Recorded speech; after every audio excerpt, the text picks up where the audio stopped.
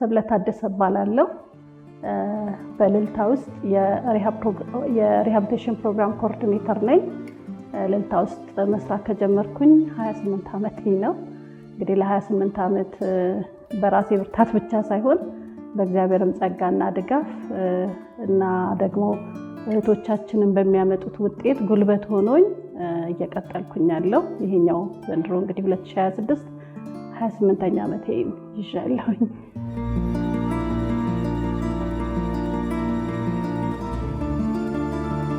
እልልታ ውመን አት ሪስክ ነው የምንባለው። በዋናነት ፎከስ አድርገን የምንሰራው በዝሙት ህይወት ውስጥ ያሉ ሴት እህቶቻችን ህይወት በመለወጥ ተግባር ላይ እየሰራን ያለ ድርጅት ነው። እልልታ ውመን አት ሪስክ ከተመሰረተ 30ኛ ዓመቱን ይዟል። የተመሰረተው እንደ ኦርጋናይዜሽን ሊሆን አልነበረም። ነገር ግን በአንድ ግለሰብ ወይም በአንዲት እህት ርህራሄ በጎ ሀሳብ ምክንያት እልልታ ሊመሰረት ችሏል። እንዴት ነው የሆነው?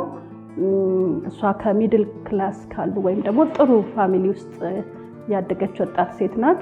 በወቅቱ የዩኒቨርሲቲ ትምህርቷን ግራጁዌት አድርጋ ጨርሳ ኢትዮጵያ ውስጥ በነበረበት ወቅት ይሄ የደርግና የኢህአዴግ ሽግግር ወቅት ነበርና የዛን ጊዜ ስራ ማግኘት እንዲቀላል አልነበረምና ስራ ባለማግኘት ቆይታለች እና በዛ ውስጥ ነው እንግዲህ አንድ ፋሚሊ ጋር ራት ለመብላት ሄደው ሲመለሱ አንዲት ሴት ልጅ መንገድ ላይ ቆማ ራሷን ለመሸጥ በምታደርገው ሩጫ ውስጥ ያ ቤተሰብ ብዙ ቤተሰብ ነው አብሮት የነበረው እና እዛ ቤተሰብ ውስጥ ሲመለከቷት እንዴት ሴት ልጅ ሆና እንዴት ታደርጋለች መፍረድ ተጀመረ እና በዚህ ውስጥ እኔ ተናደድኩኝ አለች። ለምን እቺ ልጅ ምን ሆና እዚህ ጋር እንደቆመች ምን ኃላፊነት ኖሮባት ምን አታ ተቸግራ እንደወጣች ምን አውቀን እንፈርዳለን በሚለው ዲስከሽን ወይም ውይይት ምክንያት ሌላ ደግሞ አብረዋት ልክ ነው መፍረድ አይገባንም በሚል ውይይት ይሄ ሐሳብ ይነሳና በዛ ጉዳይ ላይ እየተነጋገሩ ይሄዳሉ። ወደ ቤት ከተመለስኩኝ በኋላ ለቺ ሐሳብ ግን ከሷ ውስጥ ሊወጣ አልቻለም እና ሁሉ ጊዜ ስለዛች ሴት ታስባለች። ክርስቲያንም ስለሆነ ትጸልያለች። ከዛ ግን እሷ በ3ኛው ወር ስራ አገኘች። እኔ ስራ አገኘኋት ሴት ግን የደረሰች የሚል ጥያቄ በጣም ውስጧ ሲመላለስ ስለነበረ ለጓደኞቿ ሼር አደረገችና ምን በቃ እንደው የሆነ ሰው አስነስቶ እነዚህ ሴቶች የሚረዳ ሰው የሚል ሐሳብ ነበር የመጣላት። ነገር ግን አብረዋት የነበሩት ጓደኞቿ ለምን ሌላ ሰው ለምን ከአንዲት ልጅ አንቺ አትጀመሪም በሚል ሐሳቤ አንዲትን ልጅ ለማግኘት እንግዲህ የተጀመረ ጉዞ ዛሬ ላይ ከ3500 በላይ ሴቶች ተደርሶ ከ2000 በላይ የሆኑ ልጆቻቸው ተደርሶ ከዛ ደግሞ ምናልባት ከ30 ከ40 ሺህ በላይ ደግሞ ማህበረሰብ የህይወቱን አስከፊነት በማሳወቅና እንዳይገቡ ደግሞ ልጆችም ወጣት ሴቶችም እንደገና ደግሞ ብቻቸው ልጆች የሚያሳድጉ እናቶችም እንደ ምርጫ እንዳይወስዱ ማህበረሰቡም የሃይማኖት ተቋማትም ትምህርት ቤቶችም እና መንግስትም ጭምር ኃላፊነቱን ቆም ብሎ እንዲፈትሽ ይህንን ስራ ይሰራል። እልልታ እንግዲህ ይህን ስራ ሲሰራ አሁን የጠቀስኳቸው ፓርቶች አሉ። 3 ፓርቶች ናቸው ያሉት። አንደኛው ሪሃቢሊቴሽኑ በሴቶቹ ላይ ብቻ ፎከስ አድርጎ የሚሰራ ነው። ሴቶቹን ህይወት በመቀየር ላይ ነው። ከዛ ደግሞ ኢንተርቬንሽን አለ። ኢንተርቬንሽን ደግሞ በልጆቻቸው ላይ ብዙ ጊዜ ሴቶቹ ከልጆቹ መነጠል አይቻልም። በእናቶቹ ላይ የደረሰው ጉዳት ሁሉ በልጆቹ ላይ ደርሷል። እናቶቻቸው ላይ ያለው ጠባሳ ልጆቹም ላይ አለ። አንደኛ በእኛ ሀገር ባህል በዚህ ህይወት ውስጥ ሲኖሩ የእንትን ልጅ ተብለው መጠቋቆሚያ ሆነው ራሳቸውን ተሸማቀው ከዛ ደግሞ እናታቸውን በትክክል የእናትነት ፍቅር ሳያገኙ እያደጉ ነው ያሉት እነዚህ ልጆች። ለምን ቢባል ማታ ላይ ለምሳሌ እናት ወይ ልጇን በር ዘግታበት ቆልፋበት ማታ ትወጣለች። ጠዋት ደግሞ ስትመጣ በብዙ ነገር ውስጥ ተይዛ ነው የምትመጣው። ትራማ አለ ወይ ተመታለች፣ አቢዩስ ተደርጋለች፣ ፊዚካሊም ቨርባልም በጣም አቢዩስ ተደርጋ ነው የምትመጣው። ያ ነገር አለ። ኦር ደግሞ ሱስ ገብታ ከሆነ ደግሞ አዲክሽኑ ራሱ እንደገና ደግሞ ትክክለኛ እንቅልፍም ስላልተኛች ልጇን ኬር አታደርግም። ቀጥታ መታ የራሷን ረፍት ነው የምትወስደውና ልጁ እናቱን ፍቅር ቀንም ማታም አያገኝም። ከዛ ባለፈ ደግሞ የአባትነትም ጥያቄ አለ። አንዳንድ ጊዜ እናትየው በዚህ ስራ ሂደቱ ስትሄድ መቼና እንዴት እንደተፈጠረ ሳይታወቅ እርግዝና ይፈጠራል። ያ ልጅ ይወለዳል። አይደለም ልጁ አባቱን ላይ እናትየውም ደግሞ ማን እንደሆነ ያለማወቅ ይሽዋልና ያ ጥያቄ ደግሞ ልጆች ጋር ስላለ እሱን የመፍታት ስራ ይህን ትራውማቸውና አንዳንድ ጊዜ ደግሞ ምን ይገጥማል ልጆቻቸውን እዛው ቤት ውስጥ ዘግተውባቸው ሲሄዱ የማ ልጆች እንደሆነ ስለሚታወቁ በጎረቤት አካባቢ ባሉ የተለያዩ ሰዎች ሴክሹዋሊም እንኳን የመደፈር እድል ይደርሳቸዋልና ብዙ ክፍተቶች አላቸው ልክ እንደ እናቶቻቸው ማለት ነው። ስለዚህ ይሄኛው ኢንተርቬንሽን እንለዋለን ቻይልድ ኢንተርቬንሽን። ይሄ ፕሮግራም እንግዲህ ሲሰራ ልጆችን ከዴኬር አንስቶ ከ6 ወር አንስቶ ዩኒቨርሲቲ ድረስ ያደርሳልና እስከዛሬ እንግዲህ በጣም እግዚአብሔር ረድቶን ሰክሰስፉል ሆነናል። ልጆችን ትክክለኛ ትምህርታቸውን መማር እንዲችሉ ጥሩ የእናት ግንኙነት እንዲኖራቸው ከተቻለ ደግሞ ቀድማ ምናልባት በዚህ ህይወት ከመግባቷን በፊት ወይም ከገባች በኋላ አባትየውን የመጣ ከሆነ አባትና ልጅ የሚተዋወቁበትን ሁኔታዎችንም እናመቻቻለን። የልጆችን ትራውማ ላይ እንሰራለን። ከዛ ደግሞ ትምህርታቸው ላይ በጣም ዝቅተኛ ነው የሚሆኑት ምክንያቱም እናታቸውም ወይም ደግሞ የሚረዳቸው ሰው ስለሌለ ቱቶሪያል የሆኑ ሰርቪሶችን እንሰጣለን፣ ላይፍ ስኪል እንሰጣለን። የነገ ፊውቸሪታቸው ማሰብ እንዲችሉ ነጋቸውን እንደዚህ አይነት ላይፍ ስኪል ቲቺንጎችን እየሰጠን ልጆቻቸውን እያበቃናለን። ከዛ ደግሞ ፕሪቬንሽን ነው። ፕሪቬንሽኑ እንግዲህ አሁን እየሰራን ያለነው ባህርን በማንኪያ ያክል ሆኖብናል። ለምን እኛ የምናወጣው በጣም ጥቂት ነው፣ የሚገባው ቁጥር ግን እጅግ ከፍተኛ ነው። ስለዚህ ይሄንን ከፍተኛ ቁጥር እኛ በመስራት ወይም የገባውን በማውጣት ብቻ ለውጥ ልናመጣ እንደማንችል እልልታ ስላወቀ ይሄንን የመከላከል ስራ ወይንም ደግሞ እንዳይገቡ መከላከል መስራት አለብን ብለን ከዛሬ 12 ዓመት በፊት እንግዲህ ጀምረናል። ይሄ የፕሪቬንሽንን ስራ ማለት ነው። ይሄን ስራ በተለያየ ተቋማት ውስጥ ነው የምንሰራው። አንደኛው ትምህርት ቤት ላይ እንሰራለን፣ ሁለተኛ እምነት ተቋማት ላይ እንሰራለን። ለምሳሌ አዲስ አበባ ላይ ከኢቫንጀሊካል ጋር ወይም ደግሞ ከወንጌላውያን ቤተክርስቲያናት ጋር እና ከኢትዮጵያ ደግሞ አዲስ አበባ ላይ ካለ ከአዲስ አበባ ቤተ ክህነት ጋር በጋራ በመሆን ይህን ጉዳይ እየሰራን እንገኛለን። ከዛ ደግሞ ከሲቪዎች ጋራ ወይም ደግሞ የማህበረሰብ አገልግሎትን ከሚሰጡ ለምሳሌ ከድሮች ጋራ ከደላሎች ጋራ ለዚህ ስራ መንገድ ይከፍታሉ ወይም እነዚህን ነገር ሊከላከሉልን ይችላሉ ብለን ነው ባለነው አቅጣጫ ሁሉ እና ሚዲያንም ጨምረን እየሰራን እንገኛለን። ይህንን ስራ በሰፊው ለመስራት ደግሞ እየተራመድን አሁን የበለጠ ለማሳደግ ሂደት ላይ እንገኛለን። ወደ ሪሃቢሊቴሽን ወደ ዋናው ኮሩ ወደ ሆነው ሀሳብ ልመለስና ይሄ ሪሃቢሊቴሽን እንግዲህ ራሱን የቻለ 3 ፌዝ አለው። አንደኛው የመጀመሪያው ፌዝ ከሴቶቹ ጋር የሚደረግ ግንኙነት ነው። የመጀመሪያ ግንኙነት መሰረታዊ የሆነ የግንኙነት ጊዜ ነው። ይሄ ግንኙነት የት ይጀመራል ብለን ካሰብን የመጀመሪያው ግንኙነት የሚጀመረው እዛው ባሉበት ስፍራ ላይ ነው። የኛ ሶሻል ወርከሮች ወይም የኛ ስታፎች ማታ ላይ ይወጣሉ። ሴቶቹ ባሉበት ቀጥታ ጓደኝነት ነው የሚመሰረተው። እንደ ድርጅት አይደለም አክት የሚያደርጉት። አንድ ስለሷ ግድ እንዳለው ሰው ትውቅን በመፍጠር ጓደኝነትን ወይም ደግሞ ሪሌሽንሺፕን ቢውልድ በማድረግ ይሄ ነገር ይጀመራል። ከዛ በኋላ ቀስ እያለ ስለ ማንነቷ ትንሽ በመጠየቅ ስለ ህይወቱ ያላትን መረዳት ለማወቅ በሚደረግ ትግል ውስጥ ልጅቷ እንደማትፈልገው እዛ ጋር መቆም እንደማትፈልግ ስንረዳ ኢንቫይት ትደረጋለች ወይም ደግሞ አድራሻ ይሰጣታል። በራሷ ፈቃድ ራሷ ወደ ተቋማችን እንድትመጣ በሩ ይከፈትላታል። ስለዚህ ያንን ህይወት ጠልቻለሁ በቃኝ ያለች ሴት እዛ ጋር የተፈጠረውን ሪሌሽንሺፕ ተጠቅማ የተሰጣትንም አድራሻ ተጠቅማ ደውላ ትመጣለች ማለት ነው። ይሄኛው አንዴ መጣች ማለት ኢሚዲየት ትገባለች ማለት አይደለም።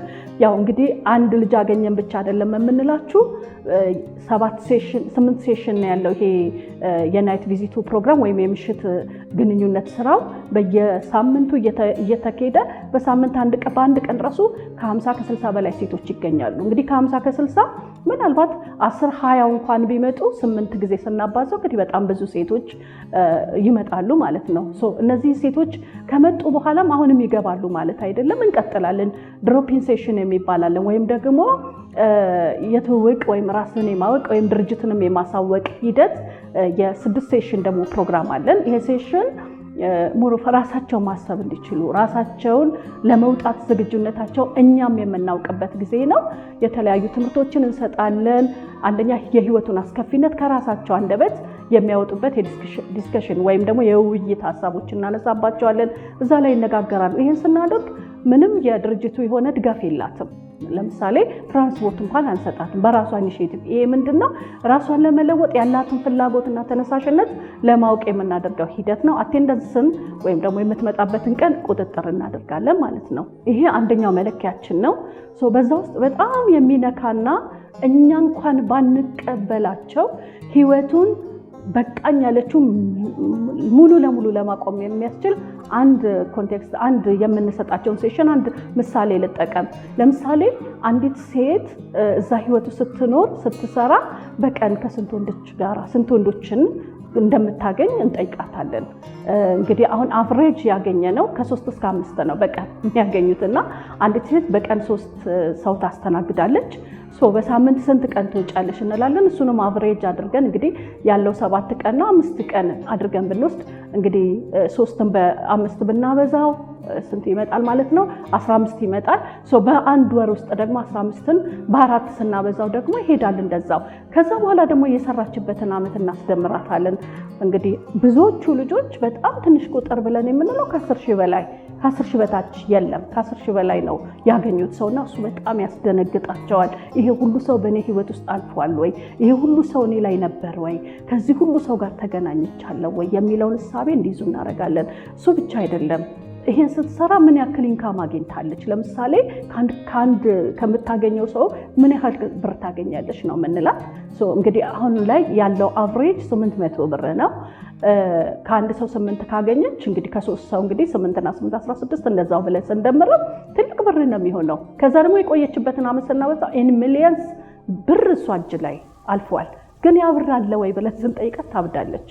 የለኝም አይደለም እሱ ብር አይደለም ዛሬ የዕለት ጉርስ የለኝም፣ ዛሬ ልጄን ማበላበት የለኝም፣ እምለብሰው ነገር የለኝም እና ይሄ ብር ገብቶ የት ገባ ጥያቄ ነውና ብዙ ጊዜ ምን ይላሉ ታዲያ ብሩ ይሄን ያህል ገብቶ የት ሄደ ትላላችሁ? የሰይጣን ብር ነው።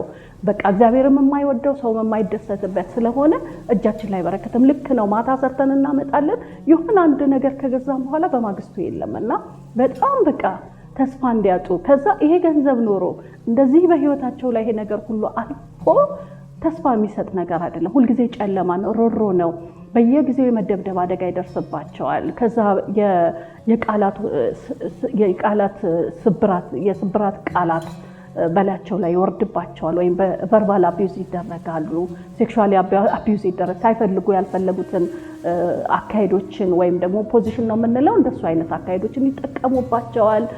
በጣም ከፍተኛ የሆነ ጉዳት እንደገና ደግሞ ማህበረሰቡ ባይላቸውም በቃ ነኝ ብለው ራሳቸውን ስለሚይዙ ማህበረሰቡ እንዳገለላቸውም ስለሚያውቁ አንገታቸውን ደፍተው ነው የሚሄዱትና ምን ይላሉ? እኛ ከራሳችንም ከፈጣሪም ከማህበረሰብ ጋር የተጣላን እኛ ሰዎች አይደለንም፣ በቃ የሆነ አውሬ አድርጉን ይላሉ አንዳንዶቹ። እንደውምና ሰው ቀን ይሰራል ለሊት ያርፋል፣ እኛ ደግሞ ቀን እናርፋለን ለሊት። ስለዚህ የአውሬ ባህሪ ነው ያለን አይነት ስሜት ይፈጥርባቸዋልና ለራሳቸው ያለው ግምት በጣም የወደቀ የወረደ በቃ ሰው ሆናለሁ ተስፋ አለኝ ነገ ሰው ሆናለሁ የሚል አመለካከት የሌላቸው ብዙዎቹ ደግሞ ከህይወቱም የተነሳ ድፍረትም ለማግኘት ራሳቸውንም ከመጥላት ከዛ ውስጥ ለመውጣት ካላቸውም ጭንቅ ለመሸፈን በተለያየ ሱስ ውስጥ ይገባሉ። የጫት፣ የሲጋራ፣ የመጠጥ፣ የድራግ የተለያዩ ሱሶች በህይወታቸው ውስጥ ያልፋልና እሱ በራሱ ሌላ ተጽዕኖ ነውና ምንድን ያመጣቸው? ወደ ኋላ ዞር ብለን ስናይ እነዚህ ሴቶች ወደዚህ ለምን መጡ? ምን አመጣቸው ተብሎ የሚገመተው እንግዲህ ሀገራችንን እናውቃለን። በጣም ከፍተኛ የሆነ የኢኮኖሚካል ጫና ያለባት ወይም በድህነት ውስጥ ማለፍ ትልቁና ዋናው ነው። በድህነት ውስጥ ማለፍ፣ ኑሮን ማሸነፍ አለመቻል፣ በቂ የምግብ አቅርቦት ለማግኘት ወይም በቂ የትምህርት እድል አለማግኘት፣ እነዚህ ነገሮች ተጽዕኖ አድርገውባቸዋል። ሁለተኛው ነገር ደግሞ እርሊ ሜሬጅ ወይም ደግሞ ያለ እድሜ ጋብቻ፣ ቀድመ ጋብቻ፣ እድሜያቸው ሳይደርስ ለጋብቻ መሰጠት፣ በተለይ የገጠሩ ክፍል በተለይ ሰሜኑ አካባቢ ላይ እነዚህ ነገሮች በጣም በከፍተኛ ሁኔታ ይካሄዳል። ከዛ ደግሞ የቤተሰብ መፍረስ፣ ትዳር ሲፈርስ ልጆች ይበተናሉ። ልጆች ሲበተኑ በተለይ ሴቷ ልጅ ያላት አማራጭ ትታ መውጣት ወይም ደግሞ ወይ በእንጀራ አባት ወይ በእንጀራ እናት እጅ ላይ ትወድቃለች። ያንን ለመሸሽ የምታደርገው ሂደት እንግዲህ ወደ ከተማ እንድትመጣ ያደርጋታል፣ ወይ ወደ ተለያየ አካባቢ እንድትመጣ ያደርጋታል። እዚህ ደግሞ ስትመጣ የሚቀበላት ደላላ ነው ወይንም ደግሞ የመጀመሪያ የሚሆነው እንግዲህ ያው በየሰው ቤት ገብቶ ማገልገል ነው ወይም ደግሞ የቤት ሰራተኛ ሆኖ መግባት ነው። እቤት ሰራተኛ ሆና ስትገባ ደግሞ ምናልባት ሁላችንም እንድናስብበት የምንፈልገው አሁን ከፍተኛ ፐርሰንት የያዘው ብዙ ሴቶች አሁን የምናገኛቸው ሴቶች በእያንዳንዳችን ቤት ውስጥ እየሰሩ እያገለገሉ የነበሩ ሴቶች ናቸው።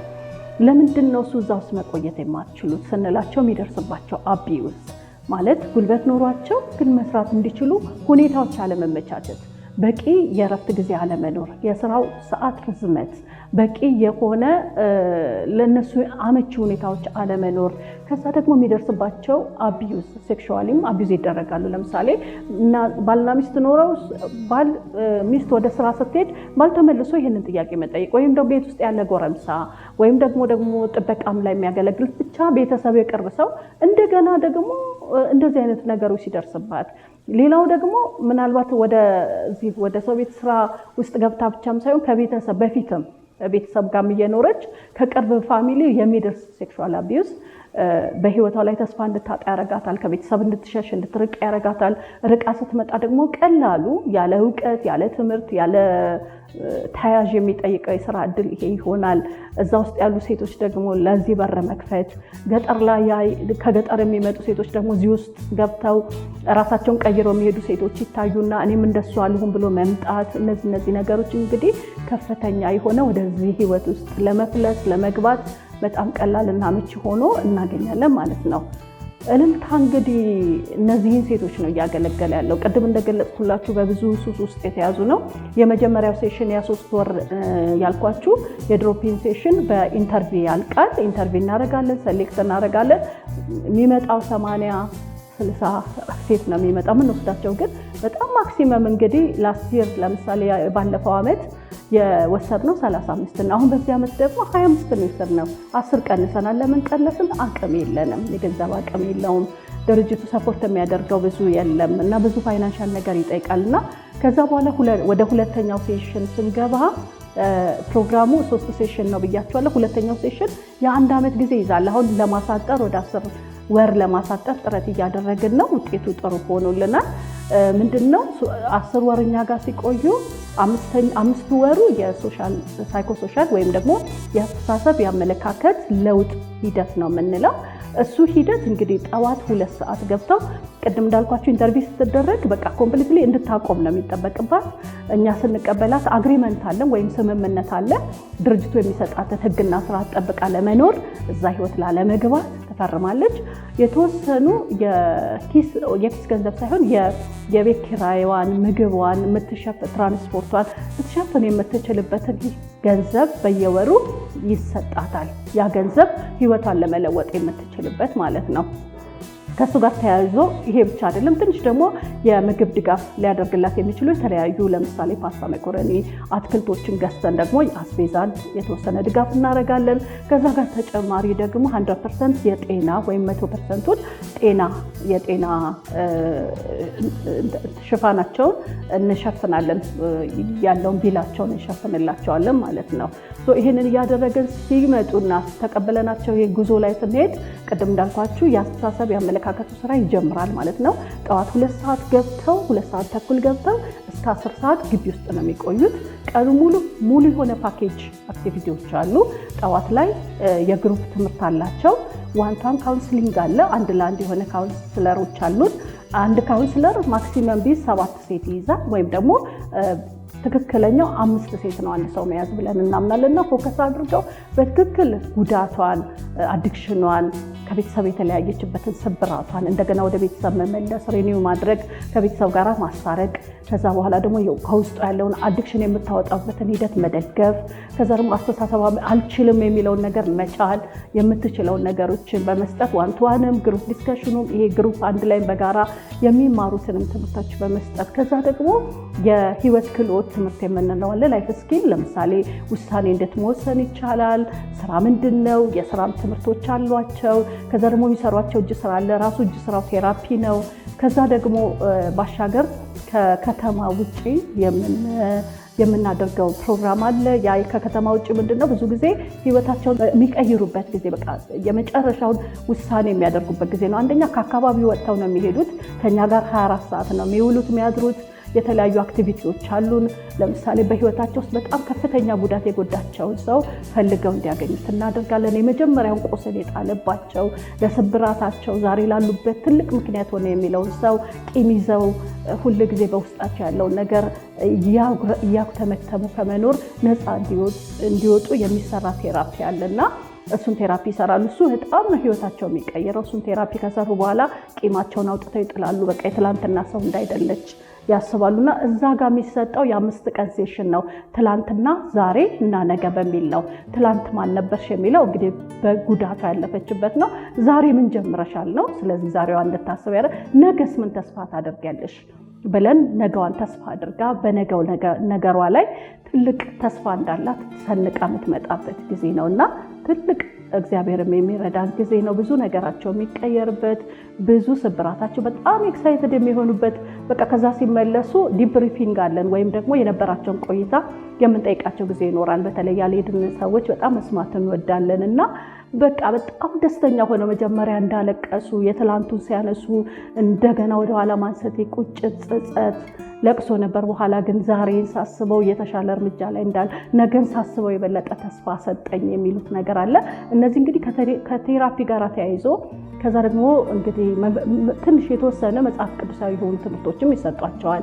ምክንያቱም ሰው ከእግዚአብሔር ጋር ያለው ግንኙነት መልካም ሊሆን ስለሚገባው የሰውን ሕይወት የሚቀይረው ሰው ሳይሆን ትልቁ ሰሪው እግዚአብሔር ስለሆነ ወደ እግዚአብሔርም ወደ አምላካቸውም ወደሚያመልኩትም እንዲጠጉ እናበረታታቸዋለን። በሚያመልኩበት የሃይማኖት ተቋም ውስጥ ሄደው ከፈጣሪ ጋር ግንኙነት እንዲያደርጉ እናበረታታለን። እዛ ላይ ትልቅ ስራ ይሰራልና ወደ ያሉበት የእምነት ተቋማትም ሄደው ህብረት ማድረግ ይጀምራሉ። ከጎረቤቶቻቸው፣ ከእድር ጋራ፣ ከቤተሰብ ጋራ እርቅን አድርገው እንግዲህ የተሻለ ህይወት ይሆናል። ይሄ 5ኛ ወር ካለቀ በኋላ እዚህ ውስጥ ሲቆዩ ግን ታለንት ወይም ደግሞ የተሰጧቸውን የሚፈልጉበት የተለያዩ ደግሞ ስራዎች እንሰራለን። ለምሳሌ ምግብ ማብሰልን፣ ባልትና ማዘጋጀት፣ እጅ ስራ መስራት፣ የተለያዩ አክቲቪቲዎችን እንሰጣቸዋል። ይሄ ደግሞ ምንድነው በውስጧ ያለው ምንድነው የሷ ተሰጥኦ የሚለውን ራሷ ፈልጋ እንድታገኘው እነዚህ እድሎች እንሰጣቸዋለን። በዛ ውስጥ ራሳቸውን ፈልገው ያገኛሉ። ከዛ በኋላ ምርጫቸውን እንዲያዘጋጁ ለሚቀጥለው ትሬኒንግ ሲሄዱ የትኛው ነው የሙያ ትምህርት ምን ብማር እኔ ውጤታማ ሆናለሁ፣ ምን ላይ ደስተኛ ነኝ፣ ምን በሰራ ነው ውጤታማ ሆናለሁ ብለው የሚሉትን ፈልገው ሲያገኙ በራሳቸው ምርጫና ፍላጎት መሰረት ከ5ኛ ወር በኋላ 6ኛ ወር ወደ የትሬኒንጎቻቸው እንልካቸዋለን። የምንልካቸው ትሬኒንግ ሴንተሮች የሃውስኪፒንግ አለ። ምክንያቱም የትምህርት እውቀታቸው ዝቅተኛ ይሆናሉ አብዛኞቹ፣ እሱም አለ። ከዛ ደግሞ ፍላጎታቸውም አሁን ላይ ከተማችንም ላይ በጣም ሰክሰስፉል የሆነ ጥሩ የስራ እድል ሆኖ አግኝተነዋል። ብዙ ሴቶቻችን እንግዲህ እኛ የምንሰጠው አሁን በወር ላይ ፖኬት ማለት ቅድም ያልኳችሁ የገንዘብ 4500 ነው። በጣም ታግለው ነው የሚያልፉት። ፈተና ነው ትልቁ ፈተናቸው። እኛ ጋር ከመጡ በኋላ ችን ብር አብቃቅቶ መኖር ነው። በቀን የሚያገኙትን በወር እየሰጠናቸው እሱን ቻሌንጅ እንዲያልፉ ነው። ምክንያቱም ከባዶ ተነስተ ወደ ትልቁ ስፍራ ላይ መምጣት እንዲችሉ ነው እና አሁን ላይ እስከ 20 ሺህ ብር የሚከፈላቸው ልጆች አሉ። እንግዲህ 4500 ብር እኛ ጋር ተቀብለው ነው በጣም በቃ እዛ ስራ ውስጥ ሲገቡ የተለየ ወጥና እና እዛ ትምህርት ቤት ቮኬሽናል ስንልካቸው ከትምህርት ቤቱ ጋራ ወይም የኛ አይደለም አውትሶርስ ነው የምናደርገውና የተለያዩ ይህን ትሬኒንግ የሚሰጡት ጋራ አንደኛ ትሬኒንጉ በትክክል መስጠት እንዳለባቸው ፎሎ እናደርጋለን፣ እንከፍላለን። ከዛ ደግሞ ሲዩሲ እንዲያስፈትኗቸው፣ ከዛ ደግሞ አፓረንት እንዲወጡ ማድረግ አለበት ያ ተቋም። ያ ብቻ አይደለም ልጆቹን ስራ የማስያዝ ሁሉ ከኛ ጋር አግሪመንት ይፈርማል። ስለዚህ ተቋም አሰልጥኖ እንዲለቅብን አንፈቅድም። እንደሱ ከሆነ አግሪመንት አንገባም። ግን ፈልጎ ስራ እስኪያስይዝ እናደርጋለን። ያ ማድረጋችን አንደኛ ልጆቻችን ማን እንደሆኑ አይታወቁም እና ይሄ ሌብል አይደረጉም ወይም ደግሞ ቺ ተብላ አይጠቆሙም። ስለዚህ ከማህበረሰብ ጋር ጤናማ በሆነ ግንኙነት ይቀላቀላሉ። ምናልባት ከዚህ በፊት በነበረን ልምድ ግን ራሳችን ስራ ፈልገን ስናስቀጥል እኛ ማን እንደሆነ ስለምንነግራቸው ብዙ ድርጅቶች ለመቀበል ፈቃደኞች አልነበሩም። በጣም ቻሌንጃችን እሱ ድሮ ነበርና አሁን ላይ ግን ከሱ ቻሌንጅ ወጥተናል። ያው ለተለያዩ ተቋማት መስጠታችን ተቋሙ ነው እንጂ የሚያውቀው የሚላኩበት የትሬኒንግ ወይም ደግሞ የስራ ቦታዎች ወይም ደግሞ የአፓረንት ማን እንደሆኑ ስለማይታወቁ እንደ ማንኛውም ሰው ተቀጥረው በነፃነት እየሰሩ ይገኛሉ። በዚህ ውጤታማ ሆነናል። እንግዲህ አሁን ላይ በጣም ከባዱ ቻሌንጅ እየሆነብን ያለው እልልታ እንግዲህ አዲስ አበባ ላይ ብቻ አይደለም፣ ባህር ዳር ላይ ያለው አዳማ ላይ 3 ፕሮጀክቶች አሉን። በየ3ቱ ፕሮጀክት ላይ በጣም ትንሽ ቁጥር ነው የምንይዘው። አዲስ አበባ ላይ ቅድም እንደገለጽኩላችሁ 25 ሴት፣ አዳማ ላይ 15 ሴት፣ ባህር ዳር ላይ 15 ነው እየያዝን ያለነው። ከዛ መስፋት እንችል ነበረ፣ ግን የገንዘብ አቅማችን በጣም ሊሚትድ ነው። ቅድም እንደነገርኳችሁ ደግሞ ባህርን በማንኪያ ነው ነገሩ። በጣም ቁጥር በዝቷል። እስቲ አካባቢያችሁን የምትኖሩበትን አካባቢ ዞር ብላችሁ ብታዩ የሚያስደነግጥ ነው። ወጣት ሴቶች በጣም እየወጡ አሉ። አሁን ያለው ደግሞ የኢኮኖሚ ጫና ብዙዎችን እየገፋ ይገኛል።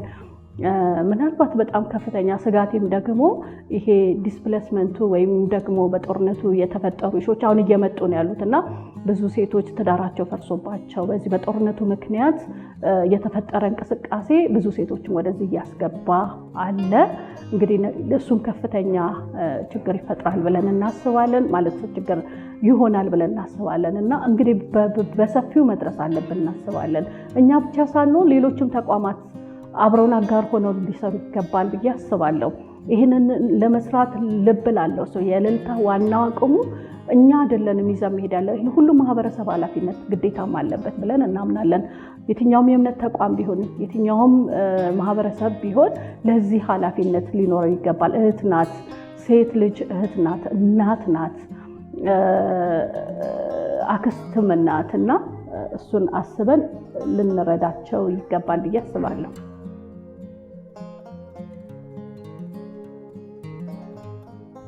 ሌላው እንግዲህ እነዚህ ሴቶች በተለያየ ሂደት ውስጥ ሲያልፉ ትልቁ ደግሞ በፊት ላይ ኤችአይቪ በጣም ከፍተኛ ነበር።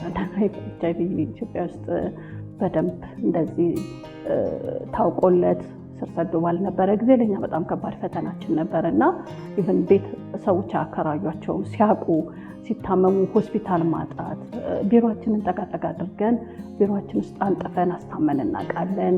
ቤተሰብ አተን ደግሞ እዛው ቢሮአችን ውስጥ ሞተውብን ራሳችን ገንዘን ቀብረናል፣ ለቅሶ ተቀምጠናል። ደግሞ ቤተሰብ አተን ደግሞ በጣም ጥሩ የሆነ ደግሰንም ድረናል እና ቻሌንጅ የነበረው ድሮ ላይ ኤችአይቪ ነበርና ኤአርቲው መምጣት በጣም ልጆቹ ራሳቸውን ሰርቫይቭ አድርገው መኖር እንዲችሉ አድርጓቸዋል።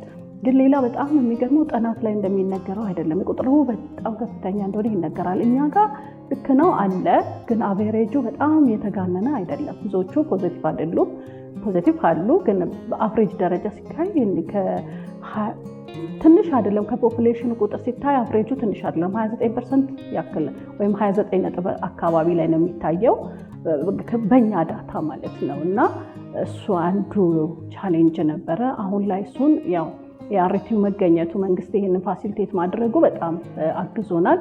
አሁን ላይ ግን በጣም ደግሞ ከባድ ፈተና እየመጣብን ያለው እንግዲህ በዚች አንድ አመት እንኳን ኦልሞስት ከ5 ልጅ በላይ ከ6 ልጅ በላይ ካንሰር እየገጠመን ያለው ልጆችን አድርሰናቸው ከዛ ህይወት ወጥተው ራሳቸውን ችለው ልክ ስራ ከጀመሩ በኋላ የካንሰር ምልክቶች መውጣት ጀምረዋል እና በዚህ አመት ራሱ ወደ 5-6 ልጆች ኬሞ ወስደዋል። እንግዲህ እስካሁን በህይወት ያለፈብን የለም፣ ግን እስኪ ትሪትመንት ላይ ያሉ አሉና ያው የተለያዩ በሽታዎችን ያመጣል። ያያችሁት እንግዲህ ማህፀን ላይ ከፍተኛ የሆነ ጉዳት ያመጣል። አብዛኞቹ ሴቶች የማህፀን በር ጫፍ ካንሰር ያው ቼክ እናደርጋለን።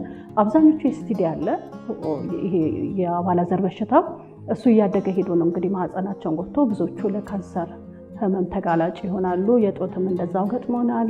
ጦት ተቆርጣ እንግዲህ ኬሞን ውስጥ ሰርቫይቭ ያደረገች ልጅ አለች። ተመልሳ አሁን ስራ እየሰራች ግን አሁን ደግሞ ሪላፕስ አደረገ ወይም ተመልሷል ኬሞ ማነው ካንሰሩ እንደገና እሱ ነው። እና አሁን ምን ቻሌንጅ ላይ ናችሁ ብትሉን ደግሞ አንዱ ቻሌንጃችን ይሄ ነው። አሁን ላይ ደግሞ ኤችአይቪውን አለፍን ስንል ይሄ ይመጣል። ሌላው እንግዲህ ለማደግ ለመስፋት በጣም ከባድ የሆነብን የራሳችን ቤት የለንም። 35 ዓመት ስንኖር በኪራይ ነው የምንኖረው። በጣም ከፍተኛ ኤክስፔንሲቭ ነው የምናወጣው። ልጆቹ ላይ ማውጣት ያለብንን ገንዘብ ለግለሰብ ነው እየሰጠን ያለ ነው እና ምንም በተቻለን መጠን መንግስት ጋርም ገብተናልና ማግኘት አልቻልንም። ስለዚህ ከቤት ኪራይ ወጥተን የራሳችን ስፍራ ቢኖረን እዚህ ለግለሰብ የምንሰጠውን ገንዘብ ምናልባት ቅድም ያልኳችሁን 25 ልጆች ወይ የ10 ልጅ ይሸፍንልናል። ቀላል አይደለም። በአመት ወደ 4 ሚሊዮን ምናምን ይወጣልና አዳማ ላይ ቦታ ተሰጥቶን የራሳችንን ህንፃ ገብተን የራሳችን ሪሃቢሊቴሽን ሴንተር አለን። አዲስ አበባ ላይ ግን የለንም። 30 ዓመት ኖረን የለንም። ባህር ዳር ላይ የለንም። እንግዲህ ወደፊት ይህንን ነገር መስራት እናስባለን። ግን እንዳልኳችሁ ቤት ቦታ ገዝቶ ቤት ለመስራት አይደለም፣ የየዕለቱን ፕሮግራም ለመስራት ከባድ ነው። ሌላው ስታፋችን በጣም ዋጋ ከፍሎ ነው የሚሰራው። እንግዲህ ከኔ ጀምሮ እንደሰማችሁ 28 ዓመት እኔ ብቻ አይደለሁም። በጣም ትንሽ ዝቅተኛው 3 ዓመት ምናልባት 1 ዓመት አለን እንዴ 1 ዓመት ምናልባት አሁን ቅርብ የገባ ሰው አለ መሰለኝ እንጂ ከዛ በተረፈ አብዛኛው ሰው ረጅም ዓመት የሰራ ሰው ነው የምታገኙት። ለምንድን ነው ቅድም ይህን ጥያቄ ተጠይቄ ነበርና ምንድን ነው እንድትቆይ ያደረገሽ? በቃ ልጆቹ ለሚመጣው ውጤት። ምክንያቱም የተሰባበረ ተስፋ ያጣ ሰው እና ቪዥናችንም ሪኒው ሆፕ ወይም ተስፋ ማደስ ነውና ታድሰው ሰው ሆነው ስቆ ማየት፣ ከወደቁበት ተነስቶ የተሰበረው ተጠግኖ ማየት፣ ያለቀሰው ስቆ ማየት፣ በቃ ተስፋ የለኝም ያለው ሰው ተስፋ ይዞ ማየት ከዚህ በላይ የሚያስደስት ነገር አለ ብዬ አላስብም። እኔ ፐርሰናሊ ይሄኛው ነገር ያስደስተኛልና ይሄ በቃ ይሄኛውን ጨረስንና እነዚህን ሸኘናቸው ብለን ስንል ሌላው ግሩፕ ይመጣል። ስለዚህ እኛ ፎከሳችን ወደ ራሳችን እንኳን እንድናስበው አያደርገንም። በቃ እነሱ ላይ ነው። ያኛው ግሩፕ ሲሄድ ይሄኛው ሲመጣ ያኛው ስንመጣ ሁሉም ስታፍ እነሱን ላይ ማብቃት ሩጫ ላይ ስለሚሆን የራሱ ጊዜ የለውም፣ ለራሱ የማሰቢያ ጊዜ የለውም እና በብዙ ቻሌንጅ ውስጥ በብዙ ኑሮ ጫና ውስጥ ነው የሚያልፈው። ሰከንደሪ ትራውማ እየተቀበለ ነው የሚያልፈው እና ብዙ ዋጋ እየተከፈለበት እየተሰራ ያለ ግን ደግሞ ውጤታማ የሆነ እና ከአጠቃላይ ውጤታችን ጋር ለመግለጽ ያክል ከ100% ስንለካው ከ90 እስከ 93% ሰክሰስፉል ነን ወይም ውጤታማ ነን። ይሄ ማለት ምንድነው? ሴቶቻችን ወይ እነዚህ ሴቶች እኛ ጋር መጥተው ወደ ህይወቱ አይመለሱም፣ ወጥተው ነው የሚቀሩት። ራሳቸውን እኛ በሰጠናቸውም ሊሆን ይችላል፣ በራሳቸው መንገድ ሊሆን ይችላል። ተመልሰው እዛው ህይወት ሳይገቡ ራሳቸውን ቀይረው የተሻለ ኑሮ እየኖሩ ይገኛሉ። ትዳር መስርተው እንደገና ከኛ የተሻለ በምድር ላይ ኢኮኖሚ በጣም የተሻለ ከኛ ጋርም ስታፍ ሆነው የሚሰሩ አሉ እና እሱ ሲታይ በቃ ያስከተላል እንግዲህ እና እግዚአብሔር ነው የዚህ ሁሉ ምክንያት ብዬ ነው የማስበው። የሰው እጅ ብቻ ሳይሆን የእግዚአብሔር እጅ አለበት። የወደቀን የሚያነሳ እግዚአብሔር ስለሆነ ለኛ ጥበብን ሰጠን፣ ለኛ ጉልበትን ሰጠን፣ ለኛ አቅምን ሰጠን እና እግዚአብሔር ይሄንን ስራ ሰራ ብዬ አስባለሁ። የኛ አይደለም የእግዚአብሔር ስራ ነው። ምክንያቱም የሰው ህይወት ነው የሚሰራው። የሰውን ህይወት ደግሞ ሰው አይሰራውም እና ትልቁ ባለ ድርሻ ብዬ የማስበው እግዚአብሔር ነው።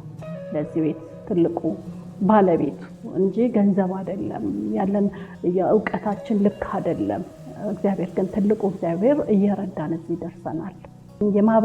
ከማህበረሰቡ ጋር ያለውን እይታ ስናይ አሁን ላይ ትልቅ ለውጥ እየመጣ ያለ ይመስለኛል። ይለወጣሉ የሚል እምነት።